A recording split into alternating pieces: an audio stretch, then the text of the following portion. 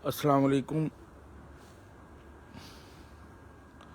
तो भाई आज देखो लाइव आने का कोई ज़्यादा वो नहीं है एक्सपीरियंस, लेकिन फिर भी एक सवाल सबसे ज़्यादा ये आता है। मेरे पास जितने भी मरीज़ होते हैं फैटी लीवर सबसे ज़्यादा आ रहे हैं आजकल। वजह है कि क्यों हो रहा है। मैं बहुत सी चीज़ें उन लोगों से मालूम करता हूँ। 27-28 साल के लड़के को, लड़का ही कहा जाएगा, उसको फैटी लीवर क्यों? सोचने की बात है ना कि फैटी लीवर क्यों है। जब उनसे मैं बात करता हूँ और पूछता हूँ कि भाई बताइए कि आपने है ना कोई ट्रीटमेंट लिया था, तो कि कोई मर्दाना ताकत का ट्रीटमेंट, कोई ताकत का ट्रीटमेंट। बोला जी मैंने, अक्सर लोग ये बोलते हैं कि जी हम सफ़ेद मूसली, काली मूसली, कौच के बीज और यही अटरम सटरम ला के और इसको ला के पीस के और खाते हैं। एक चम्मच आधा चम्मच सुबह शाम दूध से इसको खाते हैं। रोड पे हूँ तो थोड़ी आवाज़ आ सकती है, बाहर धूप में बैठा हूँ या खड़ा हूँ। तो जब लोग ये सारी चीज़ें खाते हैं ना, तो अब पता ही नहीं होता कि सबसे पहली बात तो ये है कि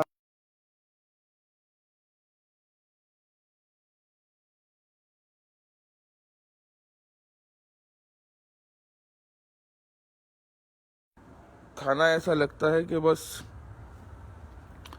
वो बीच में शायद थोड़ा गड़बड़ हुई है। तो यही बोलते हैं कि भाई खाना ऐसा लगता है कि बस ऊपर ही रखा है, भूख ही नहीं लग रही। मैंने कहा खाओ भाई, ये जो तुम लाए थे अश्वगंधा आधा आधा चम्मच। तो इन चीज़ों में सबसे बड़ी बात ये होती है कि आपको है ना इनकी डोज पता होनी चाहिए। सबसे जो खतरनाक चीज़ें हैं ना, जो लीवर को सबसे ज़्यादा नुकसान देती हैं, वो ज़्यादा क्वांटिटी में लेने की वजह से अश्वगंधा, सफ़ेद मूसली और कोंच का बीज। कोंच का बीज का नाम कोंच का बीज कह देते हैं ना किसी को, कहने यो गाँव में, गाँव देहात में कहने यो कोंच का बीज है भाई, ये कोंच का बीज पैदा कर दिया फलाने ने, इन्हें तबाह करके गिर रखे। और कोंच की फली भी कह देते हैं। तो कोंच जिसकी खुराक ही पूरे दिन में 500 मिलीग्राम है, एक 24 घंटे की डोज 500 मिलीग्राम है। अश्वगंधा जिसकी पूरी 24 घंटे की डोज ही 1 ग्राम है। सफ़ेद मूसली जो पूरी दिन की डोज ही उसकी 250 मिलीग्राम है, उसको लोग बाग चम्मच भर भर के खा रहे हैं। तो भाई लीवर का तो बेड़ा गर्क होना ही है। बताओ होना है या नहीं होना है। अच्छा विजेंद्र सिंह भाई, आप देख रहे हैं मैं आज ऐसी रैंडम लाइव आ गया, सोचा कि बाद में लोग बाग आके देखेंगे तो फ़ायदा होगा उनको। तो ऐसी गलतियां ना करें कि आप बाज़ार से कुछ भी लेके आए।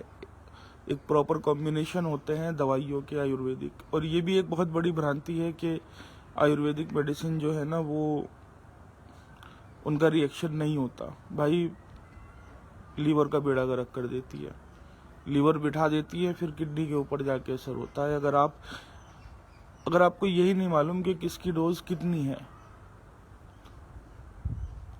तो फिर ये सारी दिक्कतें आती है।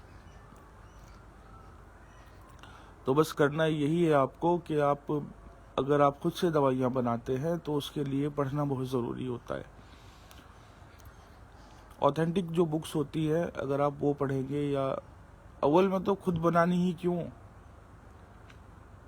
आप बनाइए ही मत। बनाते हैं तो फिर डोजेस का हिसाब आप रखें। यूनानी फार्माकोपिया ऑफ इंडिया खरीद के लाएं, उसमें सारी तफसीलें हैं। बस यही कहना चाहता था कि फैटी लीवर इसी वजह से हो रहा है कि आप लोग खुद अपनी आप बनाई हुई दवाइयाँ इस्तेमाल कर रहे हैं और अंधाधुंध इस्तेमाल कर रहे हैं। ऐसा ना करें। किसी तजुर्बेकार हकीम से, वैद्य से, डॉक्टर से आप दवाइयाँ लें। बस। अच्छा, फैटी लीवर के लिए मैं पोस्ट कर दूंगा। वैसे तो जैसे अभी नींबू का मौसम है, तो इसमें आप नींबू खाइए, नींबू का अचार डला लीजिए, घर में सबको दीजिए, बच्चे को, बड़े को, आप खुद भी खाइए। और अपने लीवर को, मतलब भूख इतनी लगेगी ना आपको, आपका फैट बर्न, लीवर के ऊपर जो फैट है वो इतनी तेज़ी से बर्न होगा। नेचुरल वे में होगा और कि आप कहोगे कि हाँ हमें अब किसी दवाई की ज़रूरत नहीं है।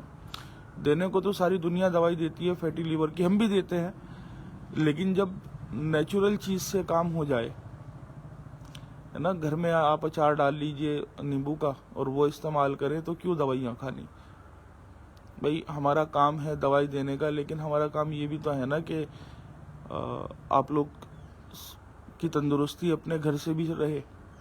तो नींबू का अचार इस्तेमाल करें, ज़्यादा से ज़्यादा करें, और बेहतर होगा कि बिजोरा नींबू अगर आपको मिल जाए ना, बिजोरा नींबू का अचार, बिजोरे नींबू से बेहतर, बिजोरे नींबू से अच्छी फैटी लीवर की दुनिया में कोई दवाई नहीं है। आप बिजोरे नींबू का अचार डालिए, आप अगर आप नाश्ते में अचार भी खाएंगे, अचार वो, अरे यार रुक जा, अगर आप सुबह को 2-3 पराठे भी खाएंगे ना देसी घी के, और उसके साथ बिजोरे नींबू का अचार इस्तेमाल करेंगे, तो भी लीवर का फैट बर्न होगा। ये बिजोरे नींबू का अचार इतना काम करता है। चलिए दोस्तों, आज के लिए इतना ही, मिलते हैं अगली बार।